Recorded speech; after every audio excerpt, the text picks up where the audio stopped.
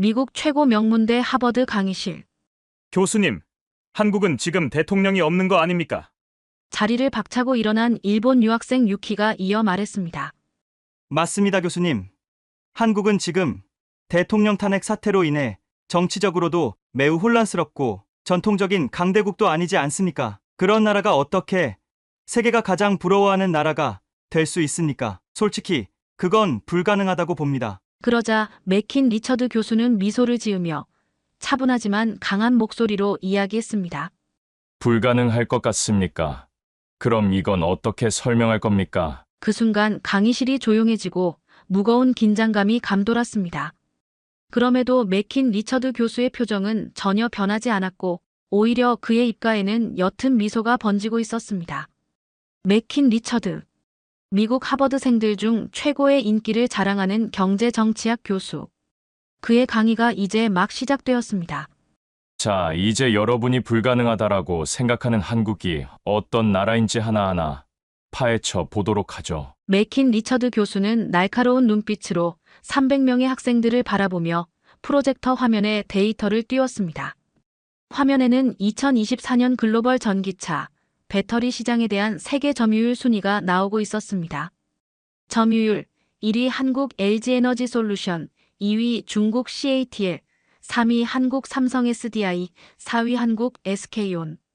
학생들 사이에서 웅성거림이 들렸습니다. 몇몇은 놀란 표정으로 자료를 바라보고 있었습니다. 보시다시피 세계 전기차 시장의 심장은 대한민국이 쥐고 있습니다. 여러분들은 이게 얼마나 무서운 건지 알고 있습니까? 리처드 교수의 목소리가 강의실에 울려 퍼졌습니다.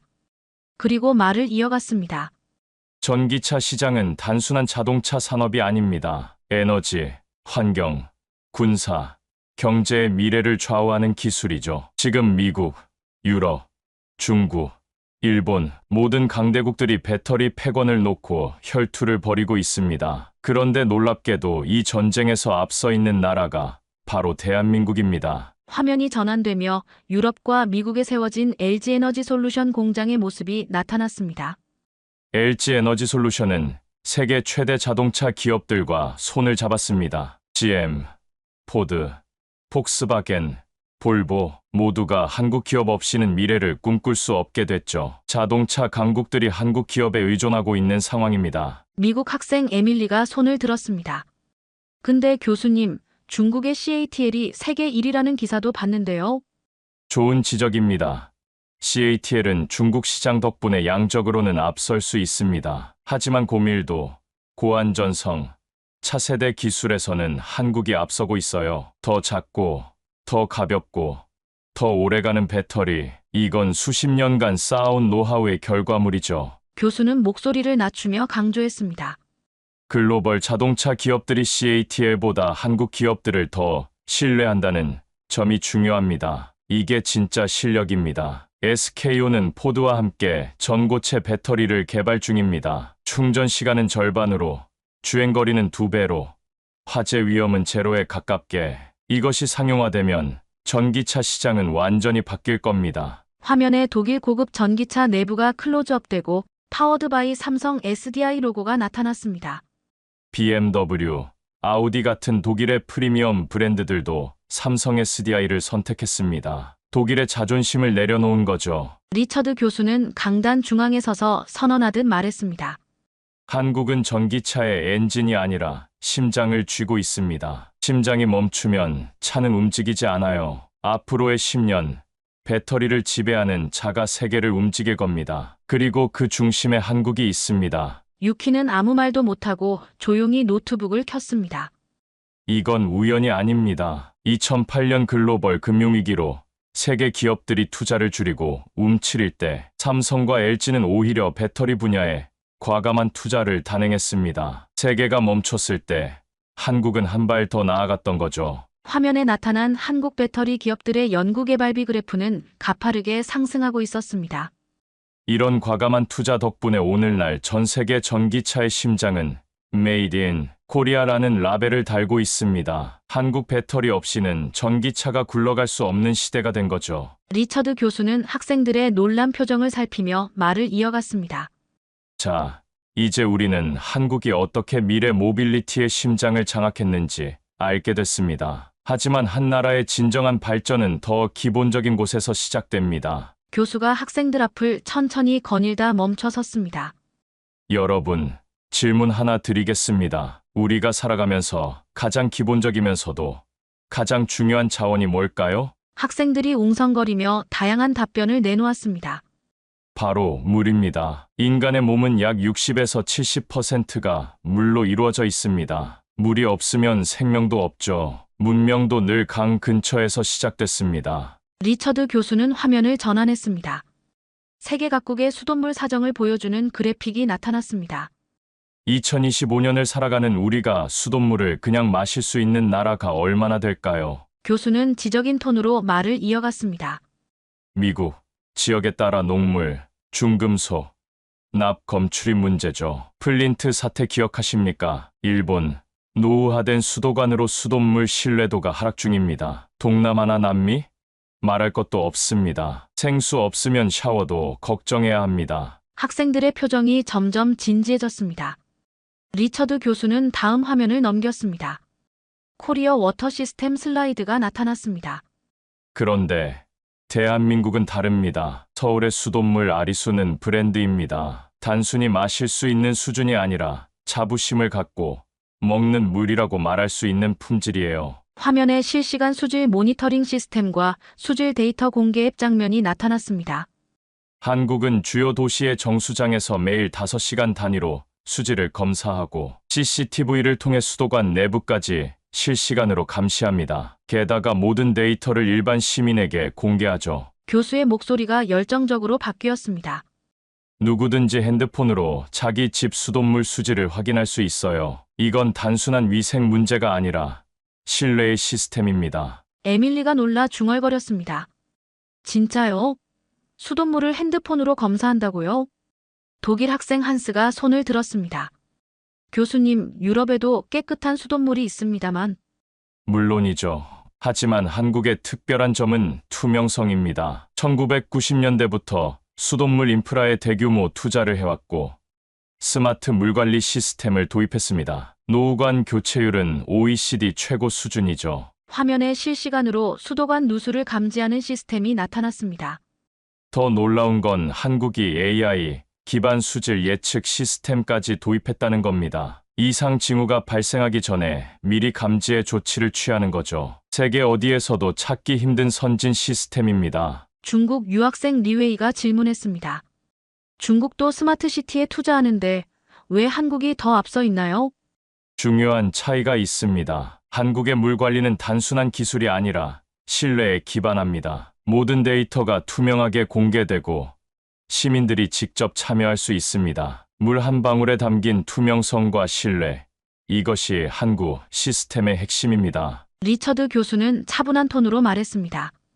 여러분, 한 나라의 선진성은 도로와 빌딩이 아니라 그 나라 국민이 안심하고 마시는 한 컵의 수돗물에 담겨 있습니다. 그 작은 물 한 잔이 대한민국이 다시 태어난 이유입니다. 강의실이 조용해졌습니다. 학생들이 하나둘 메모를 시작했고 유키조차 더 이상 반박하지 않았습니다. 조용했던 강의실에 다시 리처드 교수의 목소리가 울려 퍼졌습니다. 그는 천천히 걸으며 입을 열었습니다. 자, 여러분, 앞서 말했듯이 물은 생존에 필요한 기초입니다. 그렇다면 오늘날 21세기 사회에서 생존을 넘어서 세계를 지배하기 위해 필요한 것은 무엇일까요? 학생들이 잠시 생각에 잠겼습니다. 몇몇은 석유라고 중얼거렸고 다른 몇몇은 인공지능이라고 대답했습니다. 바로 두뇌입니다. 그리고 오늘날 그 두뇌 역할을 하는 것이 바로 반도체입니다. 화면이 전환되며 세계 반도체 시장 점유율 데이터가 나타났습니다. 글로벌 메모리 세미컨덕터 마켓 쉐어 2024 디램 1위 삼성 일로트로닉스 43%, 낸드 1위 삼성 일로트로닉스, 2위 SK 하이닉스. 리처드 교수의 목소리가 더욱 힘차게 울려 퍼졌습니다. 대한민국은 이 세계의 두뇌를 만들어내는 나라입니다. 삼성과 하이닉스, 전 세계 데이터 센터, AI, 스마트폰, 심지어 여러분이 쓰는 노트북도 한국 메모리 없이는 돌아가지 않습니다. 중국 유학생 이한첸이 손을 들고 물었습니다. 교수님, 그럼 시스템 반도체나 파운드리는 대만이 더 강한 거 아닌가요? TSMC가 1위잖아요. 리처드 교수는 고개를 끄덕이며 대답했습니다. 맞습니다. TSMC는 시스템 반도체에서 세계 최강입니다. 하지만 여러분, 중요한 건 이겁니다. 기억이 없는 두뇌는 무용지물입니다. 그리고 그 기억, 즉 메모리 반도체 시장의 1위는 한국입니다. 심지어 30년 넘도록 1위를 차지하고 있습니다. 화면에 삼성전자 평택 공장과 SK 하이닉스 이천 공장의 영상이 나타났습니다. 거대한 무균실과 첨단 설비들이 끝없이 펼쳐지는 모습이었죠. 여러분, 삼성은 세계 최초로 3나노 GAA 기술을 상용화했습니다. SK하이닉스는 인텔의 낸드 사업을 인수하며 초고속 SSD 시장까지 장악했죠. 유키는 소리 없이 노트북 자판을 두드렸습니다. 그의 표정이 점점 심각해졌습니다. 이 반도체 없이는 AI도 없고, 전기차도 없고, 5G도 없고, 자율주행도 없습니다. 세계는 점점 디지털화되고, 그 디지털의 중심엔 한국의 반도체가 있습니다. 교수는 잠시 말을 멈추고 학생들의 표정을 살폈습니다. 모두 진지한 눈빛으로 그의 말에 집중하고 있었습니다. 여러분은 반도체가 얼마나 중요한지 제대로 알고 있습니까? 2021년 세계적인 반도체 부족 사태를 기억하시나요? 자동차 공장들이 멈췄고, 전자제품 가격이 폭등했죠. 그 당시 세계 경제의 운명을 쥐고 있던 것이 바로 한국의 반도체 기업들이었습니다. 리처드 교수는 화면을 다시 전환했습니다. 이번엔 한국 반도체 산업의 역사를 보여주는 타임라인이 나타났습니다. 1983년 삼성은 64K D램 개발에 성공합니다. 당시 모두가 미친 짓이라고 말했죠. 한국 같은 후발주자가 첨단 반도체를 만든다는 건 불가능하다고. 그러나 이제는 어떻습니까? 반도체 없는 한국을 상상할 수 없게 됐습니다. 독일 학생 마르쿠스가 손을 들었습니다. 그런데 교수님, 유럽과 미국도 지금 반도체 산업에 막대한 투자를 하고 있습니다. 이 격차가 유지될까요? 리처드 교수는 의미심장한 미소를 지었습니다. 좋은 질문입니다. 하지만 기술 격차라는 건 하루아침에 좁혀지지 않습니다. 한국 기업들은 이미 다음 세대인 2나노, 1나노 공정을 준비 중입니다. 이건 마치 달리기에서 한국이 이미 두 바퀴나 앞서 달리고 있는 상황과 같습니다. 리처드 교수는 슬라이드를 띄웠습니다. 그것은 반도체 하나가 세계 각국으로 퍼져나가는 모습을 보여주는 애니메이션이었습니다. 반도체 하나가 만들어내는 가치는 실로 어마어마합니다. 그리고 그 중심에 한국이 있다는 사실 꼭 기억하시기 바랍니다. 리처드 교수가 잠시 강의실 뒤편을 바라보다가 천천히 말문을 열었습니다. 여러분, 상상해봅시다. 당신이 갑자기 심한 복통을 느낍니다. 미국 병원에 가면 어떤 일이 벌어질까요? 학생들이 피식 웃으며 웅성거렸습니다. 몇몇은 이미 경험해본 듯 고개를 저었습니다. 예약, 최소 3일 걸립니다. 응급실, 진료비 수천 달러 청구됩니다. 보험이 있어도 청구서가 날아오고 의사가 이건 보험 안 됩니다라고 하죠. 미국 학생 에밀리 스콧이 씁쓸하게 손을 들었습니다. 교수님, 저도 지난달에 병원 가서 간단한 검진 받았는데요. 검사 하나에 700달러 나왔어요. 게다가 며칠 후에 또 청구서가 더 왔어요. 학생들 사이에서 탄식이 터져 나왔습니다. 모두가 에밀리의 상황에 공감하는 듯 했습니다. 리처드 교수가 리모컨을 눌러 화면을 전환했습니다. 화면에 코리아 헬스 시스템이라는 슬라이드가 등장했습니다. 이제 한국으로 가보죠. 화면에는 한국병원 로비와 빠르게 움직이는 접수, 진료, 검사 시스템의 영상이 나타났습니다. 대한민국에서는 동네 병원 진료비가 평균 5,000원, 대형 병원도 기본 진찰료가 1만 원 내외입니다. 학생들이 놀란 표정을 지었습니다. 심지어 당일 예약, 당일 검사, 당일 결과까지도 가능합니다. 중국 학생 이한첸이 놀라움을 감추지 못했습니다. 말도 안 돼요. 미국에선 MRI 한 번 찍으려면 몇 주 걸리잖아요. 한국은 다릅니다. 의료 시스템이 속도와 정확성, 그리고 공공성을 동시에 잡은 나라예요. 전 국민이 건강보험이 있어 소득에 따라 자동 감면되고 급한 경우엔 의료진이 먼저 움직입니다. 화면에는 새벽 2시 응급실에서 환자를 맞이하는 한국 의료진의 모습이 나타났습니다. 리처드 교수는 조용히 강조하듯 말했습니다. 한국은 아픈 사람에게 먼저 손을 내밉니다. 그리고 그 손은 너무도 빠르고 정확하고 따뜻합니다. 강의실이 조용해졌습니다. 에밀리는 살짝 눈시울을 붉히며 중얼거렸습니다. 우리 엄마가 그런 나라에 살았더라면. 그 말에 더 깊은 침묵이 강의실을 감쌌습니다. 리처드 교수는 교탁에 손을 얹고 조용히 말했습니다. 여러분, 진짜 선진국이란 돈 있는 사람만 치료받는 나라가 아닙니다. 누구나 아플 수 있고 누구나 치료받을 수 있는 나라.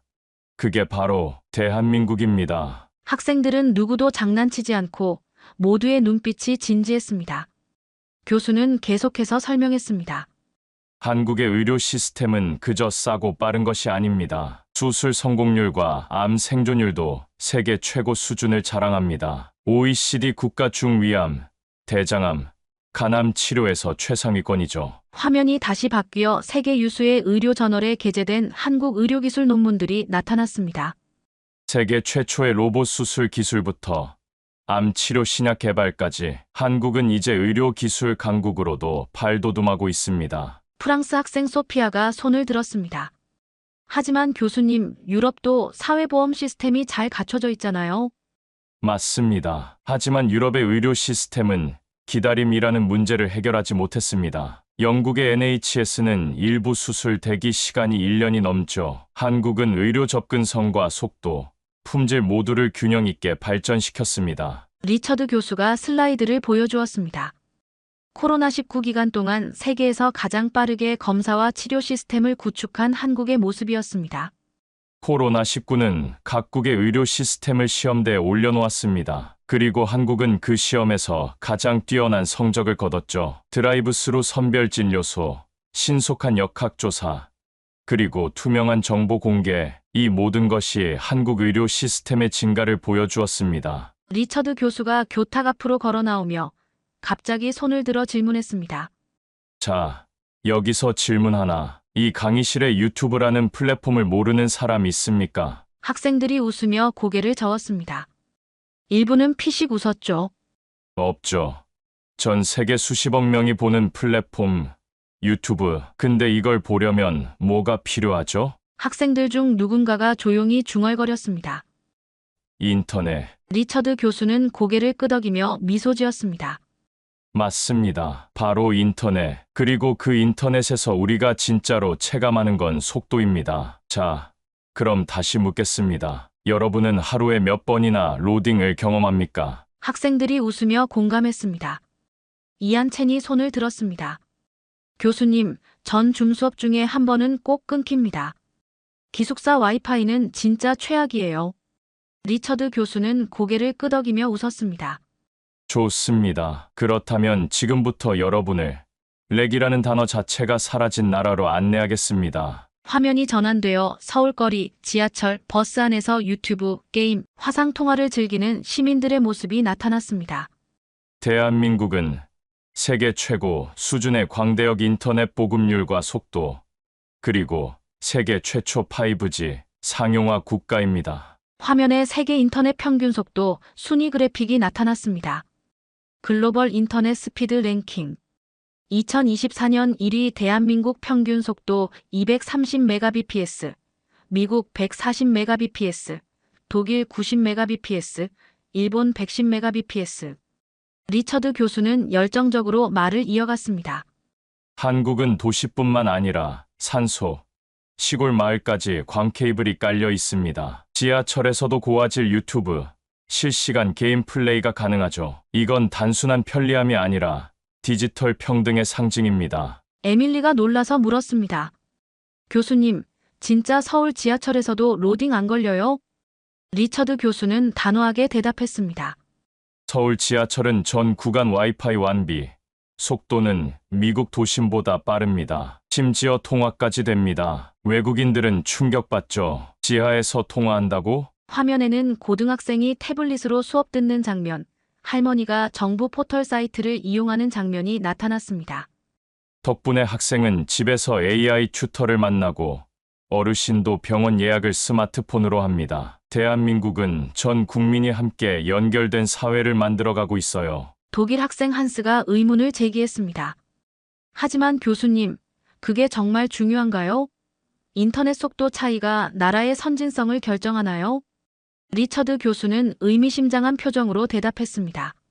단순히 속도의 문제가 아닙니다. 이것은 디지털 격차의 문제죠. 현대 사회에서 인터넷 접근성은 교육, 의료, 경제적 기회와 직결됩니다. 한국은 이 격차를 극복하고 있습니다. 그는 다음 슬라이드를 보여주었습니다.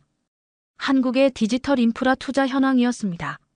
한국은 디지털 뉴딜이라는 국가 전략으로 AI, 빅데이터, 5G 인프라에 수십조 원을 투자하고 있습니다. 특히 농어촌 지역, 도서 지역까지 초고속 인터넷을 확장하는 데 중점을 두고 있죠. 중국 학생 리웨이가 손을 들었습니다. 중국도 5G 기지국을 많이 건설하고 있는데 한국과 무엇이 다른가요? 좋은 질문입니다. 차이점은 밀도와 실제 속도에 있습니다. 한국은 인구 밀도가 높은 나라이지만 그 작은 국토 전체에 초고밀도로 5G 기지국을 설치했습니다. 그 결과 실제 체감 속도가 세계에서 가장 빠르죠. 리처드 교수는 조용히 말을 이어갔습니다.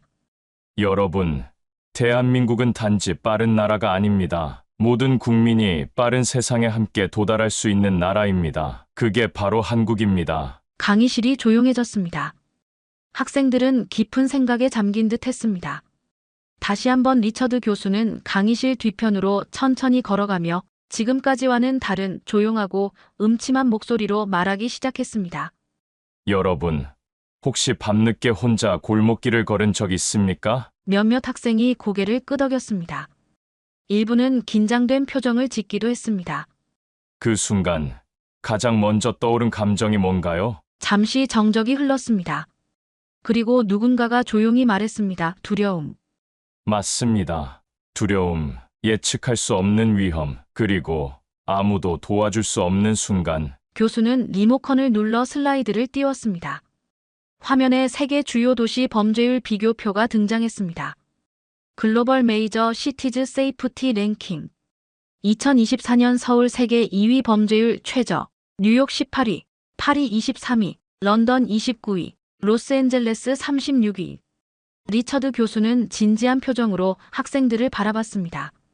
대한민국, 특히 서울은 세계에서 가장 안전한 대도시 중 하나입니다. 그 이유는 뭘까요? 화면이 전환되어 서울 시내 골목에 설치된 방범 CCTV 화면이 나타났습니다.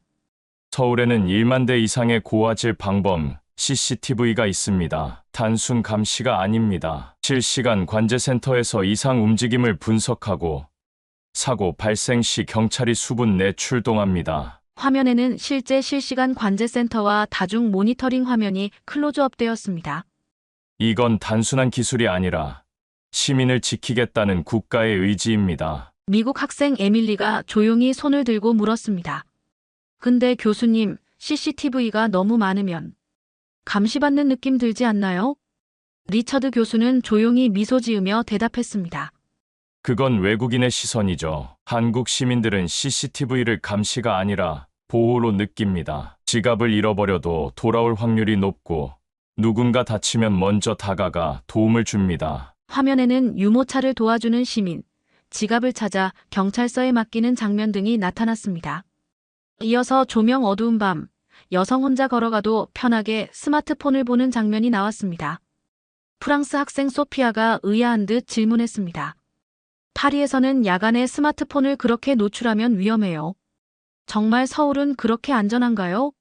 통계가 말해주고 있습니다. 서울의 밤거리 범죄율은 파리의 4분의 1 수준입니다. 특히 여성과 노약자를 대상으로 한 범죄는 현저히 낮습니다. 교수는 다음 슬라이드로 넘어갔습니다. 이번에는 세계 주요 도시의 분실물 회수율 통계였습니다. 서울의 분실물 회수율은 약 80%에 달합니다. 미국 뉴욕이나 유럽의 주요 도시들이 30% 내외인 것과 비교하면 놀라운 수치죠. 독일 학생 한스가 의구심을 표했습니다. 그건 단순히 CCTV 때문이 아니라 문화적 차이 아닐까요?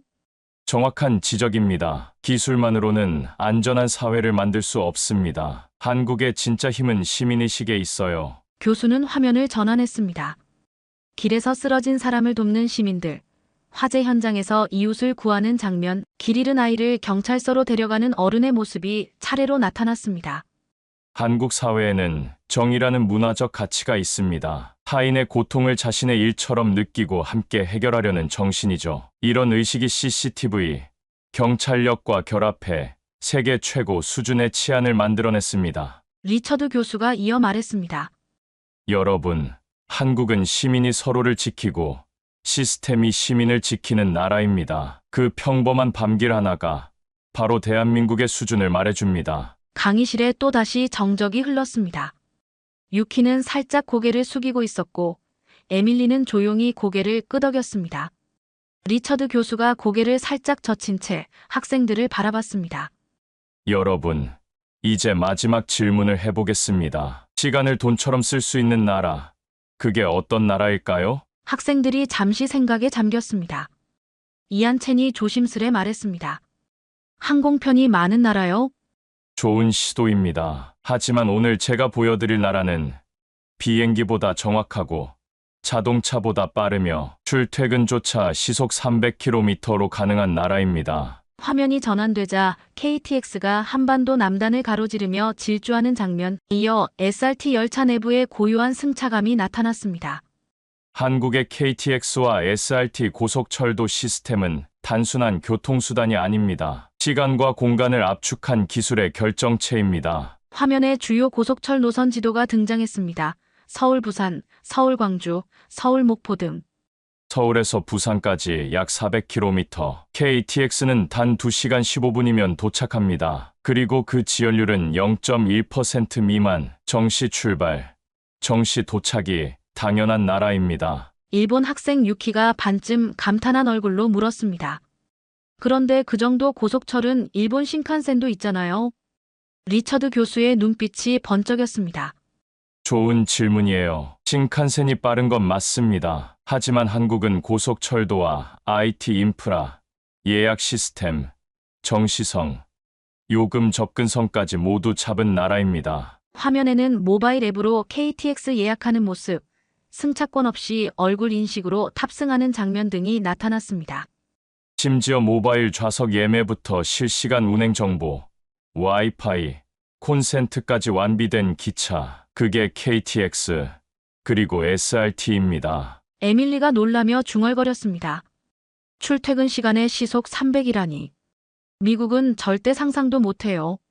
화면에는 퇴근길 KTX 안에서 노트북으로 회의 중인 직장인, 잠든 아이를 안고 귀가하는 엄마의 모습이 나타났습니다. 무엇이 더 놀라운지 아세요? 서울에서 근무하면서 150km 떨어진 대전에서 사는 사람들이 많다는 겁니다. 미국으로 치면 뉴욕에서 일하고 필라델피아에서 사는 셈이죠. 프랑스 학생 소피아가 손을 들었습니다. 프랑스도 TGV가 있는데 한국의 고속철도가 더 특별한 점은 무엇인가요? 리처드 교수는 미소를 지었습니다.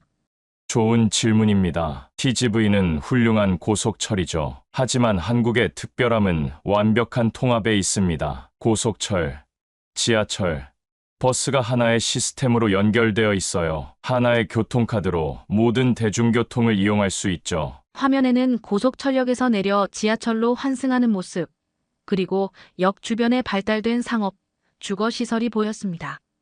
고속철역은 단순한 역이 아니라 도시 발전의 중심축이 됩니다. 역세권 개발로 지방도 성장하고 수도권 집중 현상도 완화되죠. 이것이 바로 교통이 국가 발전을 이끄는 모습입니다. 독일 학생 한스가 의문을 제기했습니다. 하지만 독일도 ICE가 있고 중국도 고속철이 있습니다. 정말 그렇게 차이가 날까요? 독일 IC의 평균 지연 시간은 약 15분, 중국 고속철도는 정확도가 높지만 IT 서비스 통합은 아직 발전 중이죠. 한국의 KTX와 SRT는 평균 지연 시간이 30초 미만입니다. 그리고 모든 좌석에 와이파이, 전원이 완비되어 있죠. 리처드 교수는 조용히 마무리했습니다. 한국의 고속철도는 단지 빠른 게 아닙니다. 사람의 삶을 바꾸는 속도, 그걸 가능하게 만든 시스템입니다. 대한민국은 시간을 관리하는 나라입니다. 그래서 세계가 부러워할 수밖에 없는 겁니다. 강의실이 조용해졌습니다. 누군가 박수를 치기 시작하자 천천히 학생들이 박수를 보냈습니다. 리처드 교수는 조용히 교탁에 손을 얹고 학생들을 바라봤습니다. 우리는 모두 알고 있습니다. 이 나라는 한때 모든 걸 잃었고 세계에서 가장 가난한 나라 중 하나였습니다.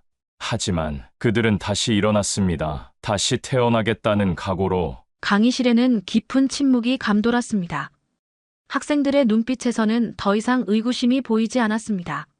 대한민국은 배터리 기술로 미래 모빌리티의 심장을 쥐었고 수돗물조차 브랜드가 될 정도로 완벽한 품질을 추구했습니다. 세계의 두뇌인 반도체를 만들어내고 의료 시스템으로 생명을 지키며 세계 최고의 인터넷 인프라로 디지털 미래를 선도하고 있습니다. 시민들은 안전한 거리에서 서로를 배려하고 고속철도는 국토의 시간과 공간을 압축했습니다. 리처드 교수는 잠시 말을 멈추고 깊은 숨을 내쉬었습니다.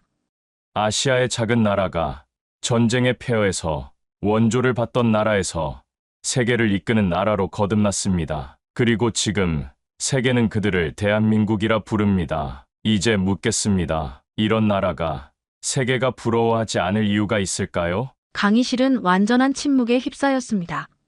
그리고 천천히 학생들이 일어나 다시 박수를 치기 시작했습니다. 심지어 유키마저도 일어나 격하게 박수를 보냈습니다. 벽에 걸린 시계가 강의 종료 시간을 알렸지만 아무도 자리를 뜨지 않았습니다. 그들은 방금 들은 이야기들을 생각하며 새로운 시선으로 한국을 바라보기 시작했습니다. 안녕하세요. 감동 테라스 주인장 김소희입니다. 오늘 영상 어떠셨나요? 오늘 우리가 함께한 이 강의는 단순한 지식 전달이 아니라 대한민국이라는 나라가 어떻게 불가능을 현실로 바꿔냈는지 그 기적 같은 여정을 다시 되새겨보는 시간이었습니다. 작은 반도체에서 시작해 배터리, 의료, 인터넷, 심지어 수돗물까지 대한민국은 이제 더 이상 작은 나라가 아닙니다. 전 세계가 한국을 주목하고 전 세계가 한국에게 배우며 전 세계인이 부러워하는 나라가 됐습니다. 이 영상을 보시는 우리 구독자분들께서도 우린 왜 대한민국을 더 자랑스럽게 여겨야 하는가? 그 답을 조금은 찾으셨길 바랍니다. 구독과 좋아요 한 번씩 꾹 눌러주시고요. 댓글도 많이 남겨주세요. 그럼 두 번째 이야기 시작하겠습니다. 여기는 독일 명문대 홈볼트 대학교 강의실. 한국이 유럽을 추월했다고요? 독일 학생 마르쿠스가 비웃으며 이야기를 이어갔습니다. 유럽이 아시아의 그 작은 나라에게 밀린다고요? 교수님, 그건 말도 안 됩니다. 프랑스에서 유학 온 소피아도 덧붙여서 말했습니다. 그건 불가능합니다. 한국은 유럽을 따라올 수 없어요. 그러자 드미트리 교수는 미소를 지으며 차분하지만 강한 목소리로 이야기했습니다. 불가능하다고요? 그럼 이건 어떻게 설명할 겁니까? 그 순간 강의실이 조용해지고 무거운 긴장감이 감돌았습니다. 그럼에도 교수님의 표정은 전혀 변하지 않았고 오히려 그의 입가에는 옅은 미소가 번지고 있었습니다. 1810년에 설립된 훔볼트 대학교. 아인슈타인과 헤겔이 걸었던 이 캠퍼스에서 새로운 역사가 쓰여지고 있었죠. 노란 은행잎이 거리를 수놓은 그날, 드미트리 교수의 경제학 강의실에서는 세계 경제, 패러다임의 변화를 주제로 열띤 토론이 벌어지고 있었습니다. 여러분, 오늘은 매우 특별한 강의가 될 것 같군요. 드미트리 교수는 날카로운 눈빛으로 300명의 학생들을 바라보며 말을 이어갔습니다. 스크린에는 세계 경제 강국들의 이름이 하나씩 나타났죠. 미국, GDP 세계 1위. 중국, GDP 세계 2위. 일본, GDP 세계 3위. 독일, GDP 세계 4위. 자, 여러분은 어떤 나라가 미래의 경제를 주도할 것이라고 생각하시나요? 독일 학생 마르쿠스가 자신감 있게 대답했습니다. 당연히 미국과 중국의 양강 구도가 계속될 것 같습니다. 이유도 하나의 경제권으로 본다면 충분히 경쟁력이 있죠. 프랑스에서 온 소피아도 의견을 보탰습니다. 저는 유럽의 가능성을 높게 봅니다. 우리는 오랜 역사와 전통, 그리고 탄탄한 제조업 기반을 가지고 있으니까요. 학생들 사이에서 동의하는 웅성거림이 들렸습니다. 그때였습니다. 드미트리 교수가 의미심장한 미소를 지으며 말했죠. 흥미로운 의견들입니다. 하지만 여러분, 우리가 간구하고 있는 매우 중요한 나라가 있습니다. 강의실이 순간 조용해졌습니다. 바로 대한민국입니다. 그 말을 들은 학생들의 표정이 순식간에 의아함으로 가득 찼습니다. 독일 학생 한스는 약간 비웃는 듯한 어조로 물었죠. 교수님, 한국이요? 인구가 5천만도 안 되는 작은 나라가 무슨... 드미트리 교수는 날카로운 눈빛으로 한스를 바라보며 대답했습니다. 한스 군, 당신의 그 생각이 바로 우리 유럽이 가진 가장 큰 약점입니다. 오만함과 현실 안주, 그리고 변화를 두려워하는 마음이죠. 스크린에 한국의 최근 30년간 GDP 성장 그래프가 나타났습니다. 가파른 상승 곡선을 보며 학생들의 눈이 커졌죠. 여러분, 이제부터 제가 들려드릴 이야기는 어쩌면 당신들의 세계관을 완전히 뒤집어 놓을지도 모릅니다.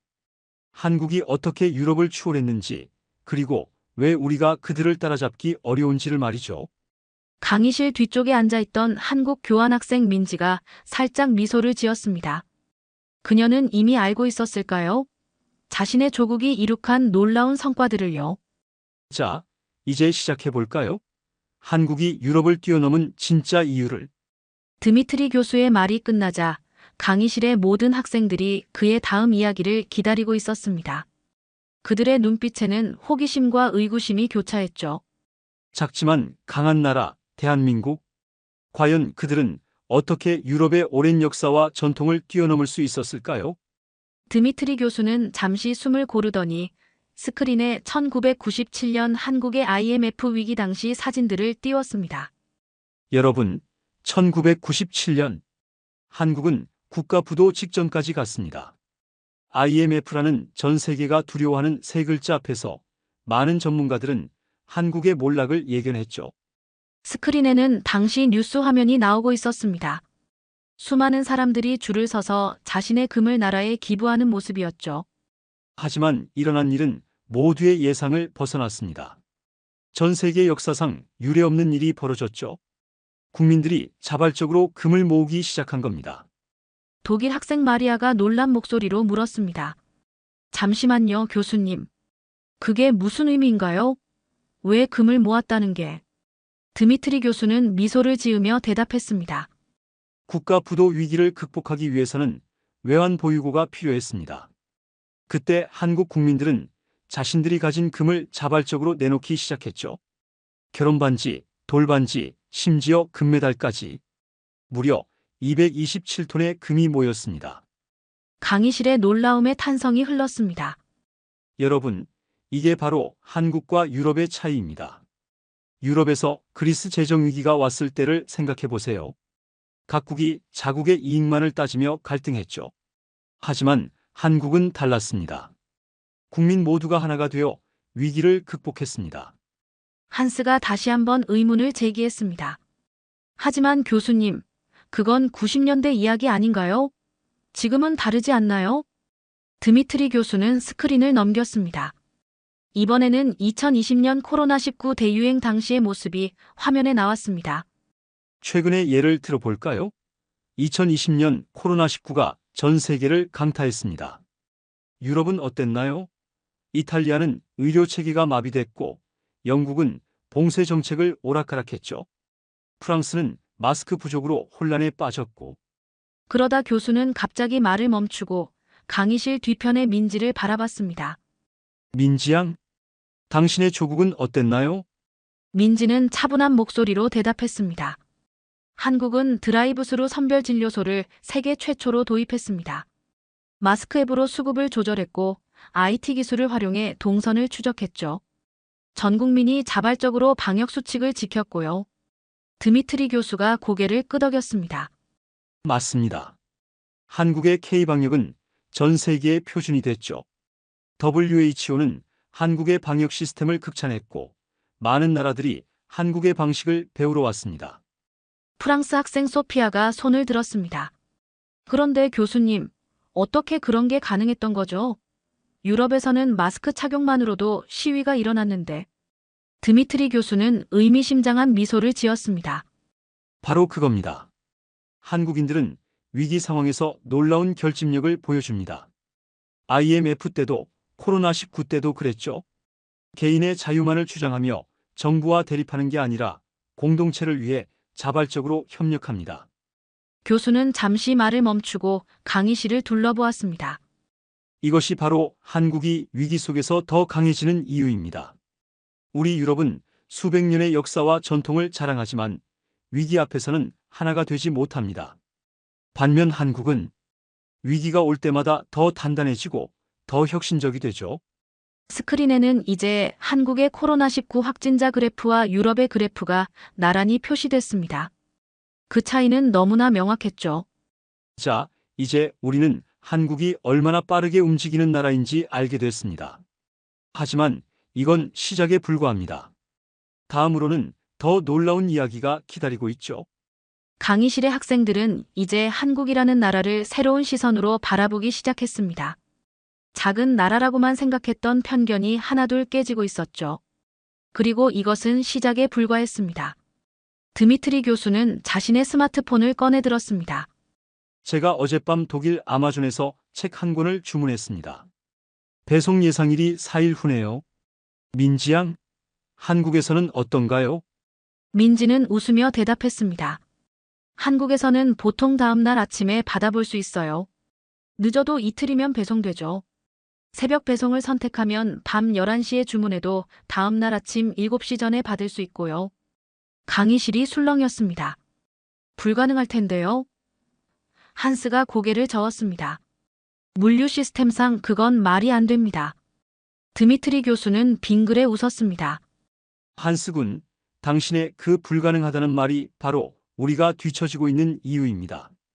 한국은 어떻게 하면 가능할까를 고민하죠. 스크린에 쿠팡과 마켓컬리의 물류 시스템 영상이 나타났습니다. 한국의 이커머스 기업들은 자체 물류센터를 건설했습니다. AI와 로봇을 도입하고 실시간 교통 상황을 분석해 최적의 배송 루트를 찾아내죠. 심지어 날씨까지 고려합니다. 이게 바로 초격차입니다. 소피아가 궁금한 듯 물었습니다. 초격차라는 게 무슨 뜻인가요? 좋은 질문입니다. 단순히 앞서가는 것이 아닙니다. 다른 경쟁자들이 따라올 수 없을 만큼의 격차를 만드는 거죠. 다른 예를 들어볼까요? 교수는 스크린을 넘겼습니다. 이번에는 5G 보급률 그래프였습니다. 보시다시피 한국의 5G 보급률은 95%에 달합니다. 반면 유럽 평균은 45%, 미국은 65%에 머물러 있죠. 더 놀라운 건 뭔지 아십니까? 한국은 이미 6G 개발에 착수했다는 겁니다. 일본에서 온 타나카가 손을 들었습니다.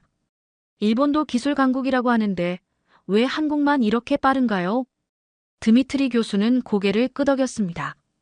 핵심을 찌르는 질문입니다. 일본도 뛰어난 기술력을 가졌지만 의사 결정이 느립니다.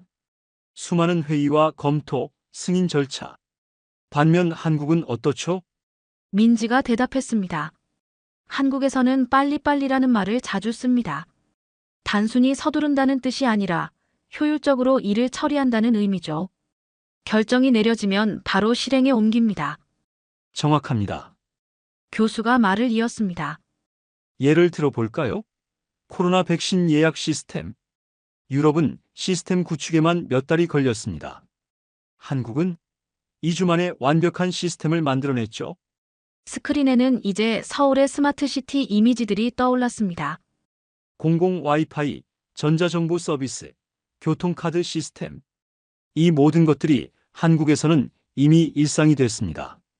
여러분, 혹시 베를린에서 택시를 탈 때 현금이 필요하다는 걸 아시나요? 학생들이 고개를 끄덕였습니다. 하지만 서울에서는 모든 택시에서 카드는 물론 모바일 결제까지 됩니다. 심지어 길거리 포장마차에서도 QR코드로 결제가 가능하죠. 마리아가 의아한 듯 물었습니다. 그런데 교수님, 그렇게 빠른 변화가 위험하지는 않나요? 사회적 혼란이나 부작용은 없나요? 드미트리 교수는 잠시 생각에 잠겼다가 대답했습니다.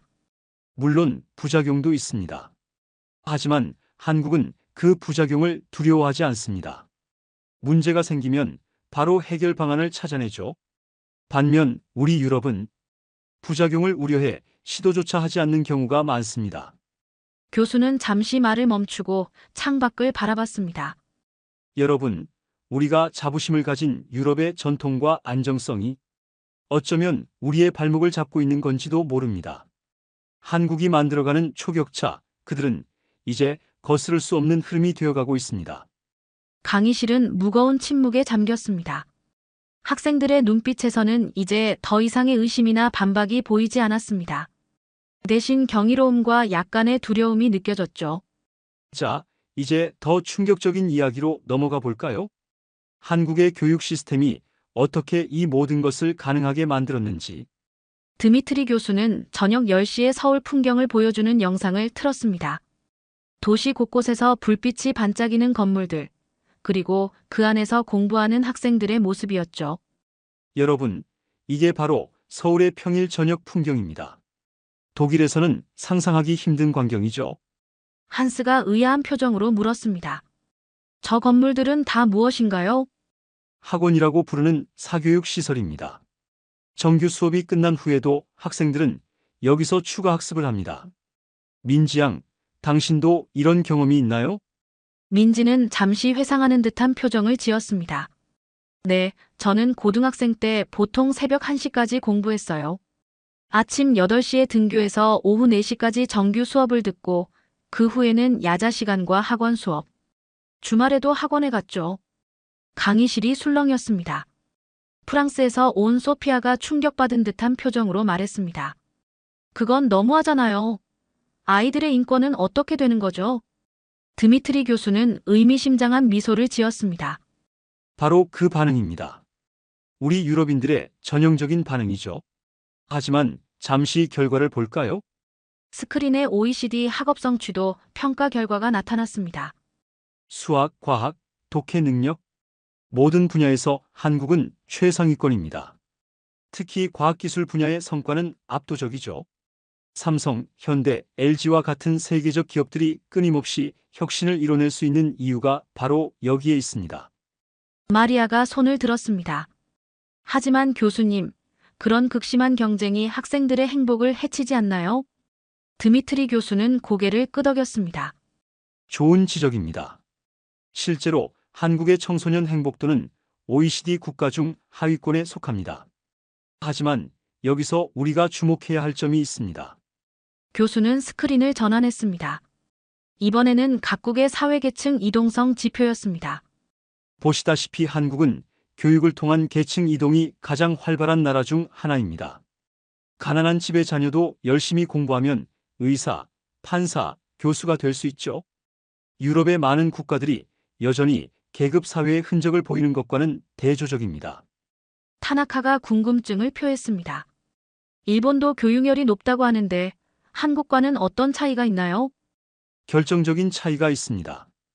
교수가 대답했습니다. 일본의 교육이 수능과 조화를 강조한다면 한국의 교육은 도전과 혁신을 추구합니다. 실패를 두려워하지 않는 도전 정신, 끊임없는 자기 개발. 이것이 바로 한국 교육의 특징이죠. 민지가 보충 설명을 했습니다. 한국에서는 공부가 제일 쉬웠어요라는 말이 있어요.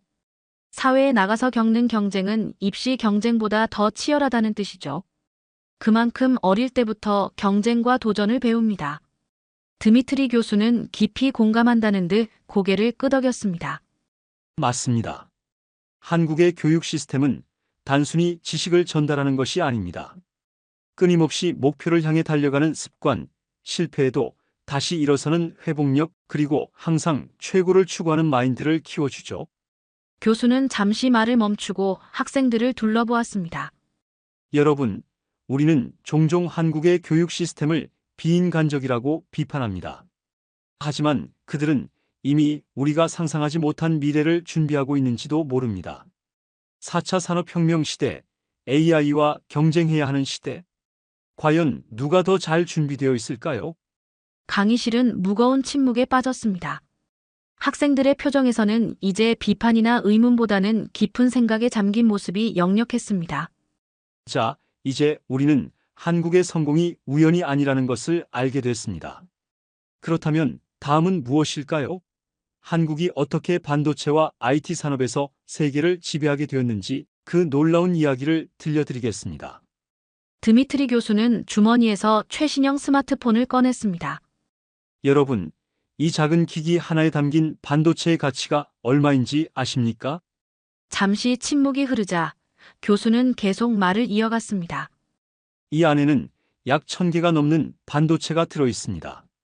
그리고 이 중 대부분은 한국 기업이 만든 것이죠. 스크린에는 세계 반도체 시장 점유율 그래프가 나타났습니다. 메모리 반도체 시장에서 삼성전자의 점유율은 44%, SK 하이닉스는 31%, 두 회사를 합치면 75%가 넘습니다. 사실상 한국의 독점 시장이죠. 중국에서 온 리웨이가 손을 들었습니다. 하지만 중국도 매년 수천억 달러를 반도체 산업에 투자하고 있습니다. 곧 따라잡을 수 있지 않을까요? 드미트리 교수는 의미심장한 미소를 지었습니다. 좋은 질문입니다. 하지만 반도체는 돈만 투자한다고 되는 게 아닙니다. 삼성이 세계 최고의 반도체 기업이 되기까지 30년이 걸렸죠. 그동안 쌓은 기술과 노하우는 돈으로 살 수 없습니다. 스크린에는 반도체 공정 미세화의 역사가 떴습니다. 보시다시피 10나노, 7나노, 5나노, 이제는 3나노 공정까지 한국은 계속해서 불가능을 가능으로 만들어 왔습니다. 유럽의 ASML이 반도체 장비를 만들면 한국의 삼성과 SK 하이닉스는 그걸로 더 놀라운 것들을 만들어내죠. 소피아가 궁금증을 표현했습니다. 그런데 교수님, 왜 유럽은 반도체 시장에서 이렇게 뒤처진 걸까요? 드미트리 교수는 깊은 한숨을 내쉬었습니다. 1990년대 유럽의 기업들은 반도체가 미래의 핵심 산업이 될 거라는 걸 알지 못했습니다. 수익성이 낮다는 이유로 투자를 줄였죠. 반면 한국은 어땠나요? 민지가 대답했습니다. IMF 외환위기 때도 삼성은 반도체 투자를 멈추지 않았어요. 오히려 더 과감하게 투자했죠. 초격차 전략이었습니다. 정확합니다. 교수가 말을 이었습니다. 위기 때 투자를 늘리는 것, 남들이 가지 않는 길을 가는 것. 이것이 바로 한국 기업의 특징입니다. 이번에는 한스가 의문을 제기했습니다. 하지만 AI 시대에는 소프트웨어가 더 중요하지 않을까요? 하드웨어의 시대는 저물어가는 것 아닌가요? 드미트리 교수는 환하게 웃었습니다. AI를 구동하는 데 필요한 게 뭔지 아십니까? 바로 고성능 반도체입니다. 챗GPT 같은 AI 한번 실행하는데 수천 개의 반도체가 필요하죠. 게다가 교수는 스크린을 넘겼습니다. 이번에는 한국의 IT 서비스 기업들이 나왔습니다. 네이버와 카카오를 보세요. 이 기업들은 이미 자체 AI를 개발하고 있습니다. 반도체와 소프트웨어를 모두 가진 나라, 그게 바로 한국입니다. 리웨이가 다시 한번 질문했습니다. 그래도 중국의 성장 속도를 보면 교수는 그의 말을 부드럽게 끊었습니다. 최첨단 반도체 하나를 만들기 위해서는 수만 번의 실패를 견뎌내야 합니다. 수율이라고 하죠. 1%의 차이를 위해 수년을 투자하는 끈기가 필요합니다. 중국이 따라잡기 어려운 것은 바로 이런 부분입니다. 교수는 잠시 말을 멈추고 창밖을 바라봤습니다. 여러분, 반도체는 현대 문명의 쌀이라고 합니다. 자동차, 스마트폰, AI, 모든 것의 기본이 되죠. 그리고 이 산업에서 한국은 이미 넘을 수 없는 격차를 만들어냈습니다. 유럽은 산업혁명을 이끌었지만 디지털 혁명은 한국이 주도하고 있는 겁니다.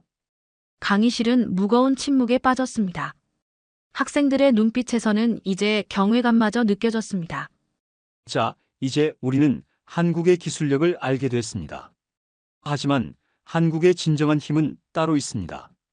바로 전 세계를 사로잡은 문화 콘텐츠, K 콘텐츠의 세계로 들어가 볼까요?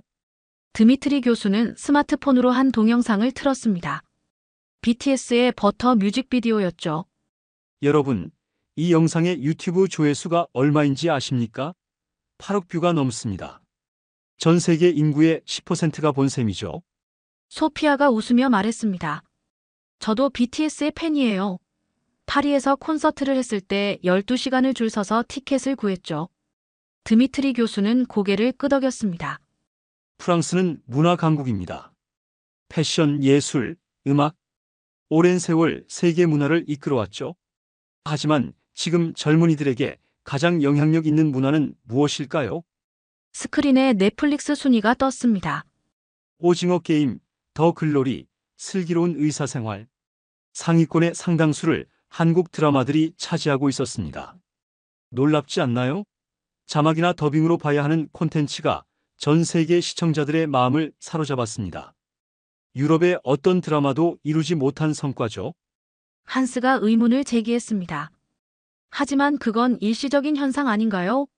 K-팝이나 한국 드라마의 인기가 언제까지 갈 수 있을까요? 민지가 차분히 대답했습니다. BTS 이전에는 싸이가 있었고 오징어 게임 이전에는 겨울연가가 있었어요. 한국 콘텐츠는 계속해서 진화하고 있습니다. 드미트리 교수가 말을 이었습니다. 정확합니다. 더 중요한 건 이제 K 콘텐츠가 단순한 문화를 넘어 거대한 산업이 됐다는 겁니다. 스크린이 바뀌며 한국의 문화산업 수출액 그래프가 나타났습니다. 보시다시피 한국의 문화산업 수출액은 매년 두 자릿수 성장을 하고 있습니다. 여기에는 음악, 드라마뿐만 아니라 게임, 웹툰, 애니메이션까지 포함됩니다. 교수는 잠시 말을 멈추고 청중을 둘러보았습니다. 그런데 더 놀라운 건 따로 있습니다. K 콘텐츠의 성공이 다른 산업으로 확장되고 있다는 거죠. 스크린에는 이번에는 K푸드와 K뷰티 관련 이미지들이 떴습니다. BTS의 팬이 된 프랑스 청소년은 한국 라면을 먹고 오징어 게임을 본 독일 직장인은 한국 화장품을 구매합니다. 한류는 이제 거대한 산업 생태계가 된 겁니다. 마리아가 궁금증을 표현했습니다. 프랑스는 화장품의 본고장인데 왜 요즘 젊은이들은 한국 화장품을 더 선호하는 걸까요? 드미트리 교수는 빙그레 웃었습니다. 혁신 때문입니다. 비비크림, 파운데이션 쿠션. 이런 제품들은 한국 기업들이 최초로 개발했죠. 프랑스가 전통을 고수하는 동안 한국은 계속해서 새로운 것을 만들어냈습니다. 리웨이가 의아한 듯 물었습니다. 그런데 교수님, 음식도 마찬가지인가요? 중국이나 일본 음식이 더 유명하지 않나요? 흥미로운 질문입니다. 교수가 대답했습니다. 실제로 통계를 보면 한국 음식의 세계화는 최근 10년 사이에 폭발적으로 성장했습니다. 특히 젊은 층에서 인기가 높죠. 김치, 떡볶이, 불고기. 이제는 전 세계 어디서나 찾아볼 수 있는 음식이 됐습니다. 교수는 스크린을 다시 한번 전환했습니다. 이번에는 세계 각국의 한식당 증가 추이였습니다. 보시다시피 전 세계 한식당의 수는 매년 30% 이상 증가하고 있습니다. 그것도 고급 레스토랑부터 길거리 음식까지 다양한 형태로요. 심지어 미슐랭 스타를 받은 한식당도 늘고 있죠. 소피아가 흥미롭다는 듯 말했습니다. 파리에서도 요즘 한국 식당에 가려면 예약을 해야 해요. 특히 MZ세대 사이에서는 필수 맛집이 됐죠. 드미트리 교수는 의미심장한 표정을 지었습니다. 바로 그겁니다. 한국은 단순히 문화를 수출하는 게 아닙니다. 라이프 스타일을 수출하고 있는 거죠. 음악, 드라마, 음식, 화장품, 패션. 모든 것이 하나로 연결되어 시너지를 만들어내고 있습니다. 잠시 강의실이 조용해졌습니다. 여러분, 이것이 바로 한국의 무서운 점입니다. 하나의 성공이 또 다른 성공을 만들어내는 선순환. 그들은 이미 자신들만의 독특한 매력으로 전 세계를 사로잡았습니다. 유럽의 오랜 문화적 헤게모니가 무너지고 있는 건지도 모르죠. 교수는 잠시 생각에 잠겼다가 말을 이었습니다. 자, 이제 우리는 한국이 어떻게 세계인의 마음을 사로잡았는지 알게 됐습니다. 하지만 이 모든 것을 가능하게 만든 또 다른 비결이 있습니다. 바로 한국인들의 놀라운 조직력과 단결력. 다음 시간에는 그 이야기를 들려드리겠습니다. 드미트리 교수는 한국의 군대 훈련 영상을 보여주었습니다. 여러분, 한국은 세계에서 유일하게 징병제를 유지하고 있는 선진국 중 하나입니다. 모든 젊은 남성들은 약 18개월간 군 복무를 해야 하죠. 한스가 의아한 듯 물었습니다. 그게 왜 중요한가요? 오히려 경제적 손실 아닌가요? 드미트리 교수는 의미심장한 미소를 지었습니다. 표면적으로는 그렇게 보일 수 있습니다. 하지만 이것이 한국 사회의 조직력과 단결력을 만드는 핵심 요소가 됐죠. 스크린에는 삼성전자의 반도체 공장 영상이 나왔습니다. 보세요. 이 완벽한 팀워크, 24시간 365일 멈추지 않는 공장 운영. 이게 가능한 이유가 뭘까요? 바로 군대에서 배운 조직력 때문입니다. 민지가 보충 설명을 했습니다. 한국에서는 군대 다녀왔다는 말이 중요한 의미를 가져요. 단순히 군 복무를 마쳤다는 뜻이 아니라 조직 생활의 기본을 배웠다는 의미죠. 드미트리 교수는 고개를 끄덕였습니다. 정확합니다. 군대에서 한국인들은 세 가지 중요한 것을 배웁니다. 스크린에 항목들이 하나씩 나타났습니다. 첫째, 철저한 시간 관리. 둘째, 명확한 의사소통. 셋째, 목표를 향한 끈질긴 추진력. 소피아가 의문을 제기했습니다. 하지만 그건 너무 획일적이지 않나요? 창의성을 억압하는 것 아닌가요? 교수는 생각에 잠시 잠겼다가 대답했습니다. 흥미로운 질문입니다. 하지만 현실은 정반대입니다. BTS의 퍼포먼스를 보세요. 완벽한 군무와 창의적인 표현이 공존하죠. 이게 바로 한국의 특별한 점입니다. 스크린은 이번에는 현대자동차의 생산 라인으로 바뀌었습니다. 유럽의 자동차 공장과 한국의 공장은 큰 차이가 있습니다. 유럽에서는 개인의 전문성이 중시되죠. 하지만 한국에서는 전체의 조화가 더 중요합니다. 그리고 놀랍게도 이것이 더 높은 생산성으로 이어지고 있습니다. 리웨이가 궁금증을 표현했습니다. 중국도 집단주의 문화가 강한데 한국과는 어떤 차이가 있나요? 결정적인 차이가 있습니다. 교수가 대답했습니다. 한국의 조직 문화는 자발적 헌신에 기반합니다. 강제가 아닌 자발성, 이것이 핵심이죠.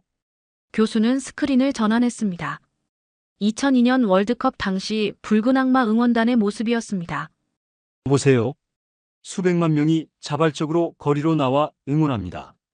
아무도 강요하지 않았는데도 모두가 하나가 되죠. 이런 현상을 어떻게 설명할 수 있을까요? 마리아가 감탄하며 말했습니다. 정말 인상적이네요. 하지만 이런 집단성이 때로는 부작용을 낳지 않나요? 드미트리 교수는 진지한 표정으로 대답했습니다. 물론 부작용도 있습니다. 과도한 동조 프레셔나 집단주의의 폐해. 하지만 한국은 이런 단점을 장점으로 승화시키는 데 성공했습니다. 스크린에서 이번에는 스타트업 기업들의 모습이 나왔습니다. 보세요. 최근 한국의 젊은 기업들은 수평적인 문화를 도입하고 있습니다. 하지만 그 속에서도 강한 팀워크와 조직력은 유지되고 있죠. 이것이 바로 한국만의 독특한 조화입니다. 교수는 잠시 말을 멈추고 학생들을 바라봤습니다. 여러분, 우리는 종종 개인주의와 집단주의를 대립적으로 봅니다. 하지만 한국은 이 두 가지를 절묘하게 조화시키는 데 성공했습니다. 군대식 조직력과 창의적 혁신이 공존하는 나라. 이것이 바로 한국의 특별함이자 강점입니다. 강의실은 깊은 생각에 잠겼습니다. 학생들의 눈빛에서는 이제 한국이라는 나라를 새롭게 이해하기 시작했다는 것이 느껴졌습니다. 자, 이제 마지막으로 이 모든 것을 종합해서 우리 유럽이 한국을 따라잡을 수 있을지 그 가능성에 대해 이야기해 보도록 하겠습니다. 드미트리 교수는 깊은 숨을 내쉬며 강단 앞으로 걸어 나왔습니다. 자, 이제 우리는 한국이라는 나라에 대해 많은 것을 알게 됐습니다. 교육, 기술, 문화, 조직력. 그들이 어떻게 유럽을 뛰어넘었는지 보았죠. 스크린에는 지금까지 다룬 내용들이 하나씩 나타났습니다. 위기 속에서 더 강해지는 나라. 초격차를 만드는 빠른 실행력. 세계 최고 수준의 교육열. 반도체와 IT 산업의 절대 강자. 전 세계를 사로잡은 K 콘텐츠. 군대에서 배운 조직력과 단결력. 교수는 잠시 말을 멈추고 창밖을 바라봤습니다. 그렇다면 이제 제가 질문을 드려볼게요.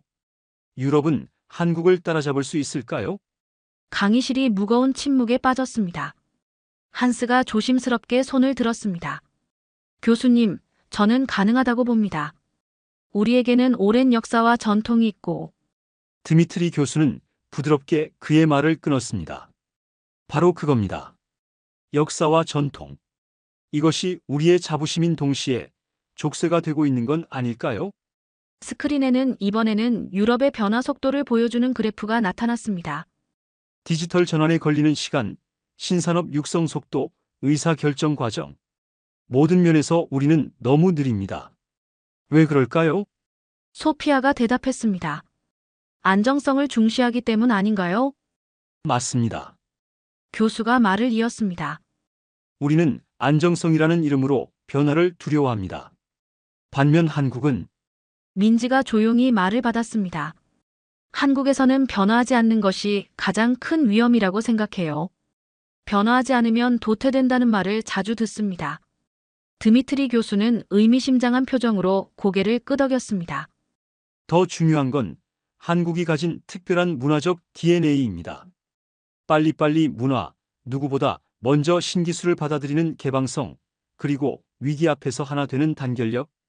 이런 것들은 하루아침에 만들어질 수 없습니다. 마리아가 궁금증을 표현했습니다. 그럼 우리는 영원히 뒤처질 수밖에 없나요? 교수는 미소를 지었습니다. 그건 우리의 선택에 달려 있습니다.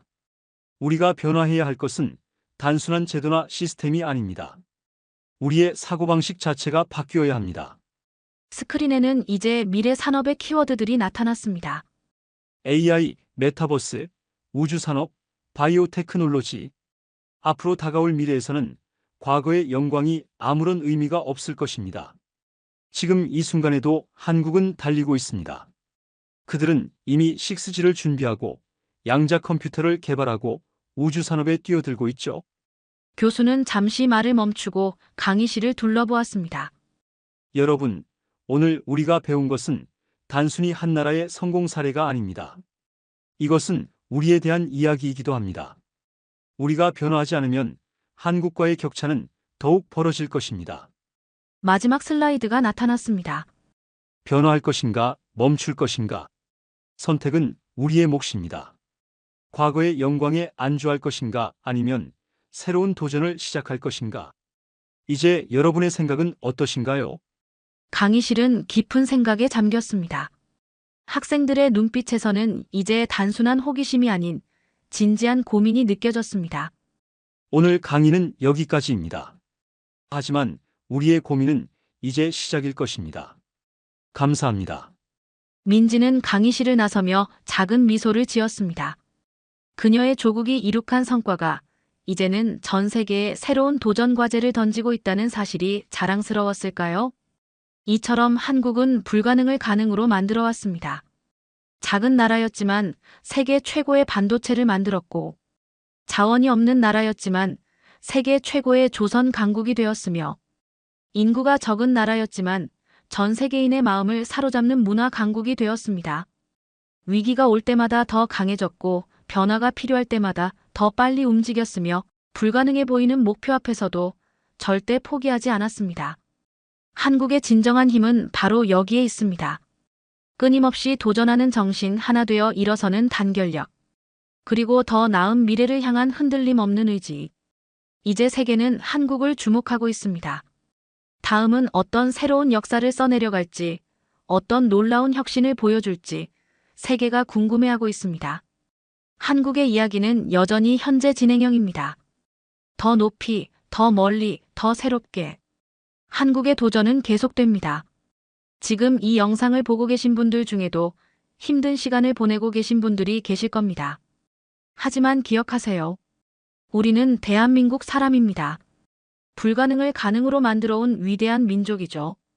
일제강점기를 이겨냈고 전쟁의 폐허 속에서 다시 일어났으며 찢어지게 가난했던 나라를 세계 10위권 경제대국으로 만들어냈습니다. 그리고 지금 전 세계 곳곳에서 한국인들이 새로운 역사를 쓰고 있습니다. K-팝, K-드라마, K-뷰티. 이제는 전 세계가 대한민국을 주목하고 있습니다. 우리의 열정과 노력을 인정하고 있죠. 여러분도 할 수 있습니다. 우리는 불가능을 가능으로 만드는 DNA를 가진 대한민국 사람이니까요. 지금 이 순간에도 열심히 살아가고 계신 여러분. 당신은 지금도 충분히 자랑스럽습니다. 그리고 당신이 바로 대한민국의 미래입니다. 우리는 할 수 있습니다. 긴 영상 시청해주셔서 감사합니다. 오늘도 저희 감동 테라스는 대한민국을 응원합니다. 감사합니다.